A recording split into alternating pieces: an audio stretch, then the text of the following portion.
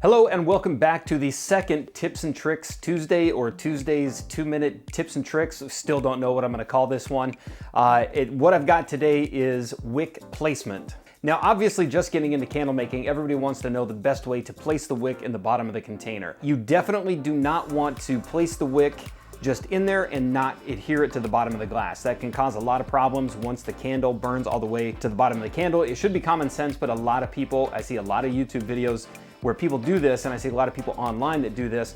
They'll just drop the wick down there and then pour the wax around it. Now that can definitely be dangerous, because once the candle burns all the way down, that wax is going to be completely melted down at the bottom, and that wick has a chance to slide. And when it does, it's going to slide over to it could slide over to the side of the glass and start burning up the side of the glass. And that can be very dangerous. You can melt your glass. There's the risk of fire hazard goes up exponentially when you do that. So you definitely want to adhere those.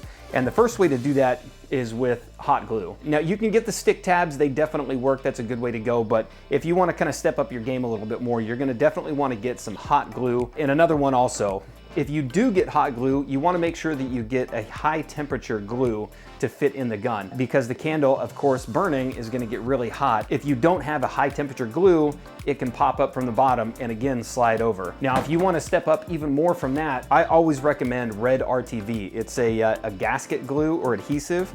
It goes up to unbelievably high temperatures, and this stuff will harden like cement within an hour. This stuff is not going anywhere. So if you want to make sure, and you don't have to go this way, but if you want to make sure that your candles are not going to move whatsoever, I would definitely go with this right here. And I'll include the links for everything, the hot glue, as well as the red RTV down in the video description down below. And again, that's it for 2-minute Tips and Tricks Tuesday. Very quick videos just to give, again, just very quick tips on how to do just real basic things.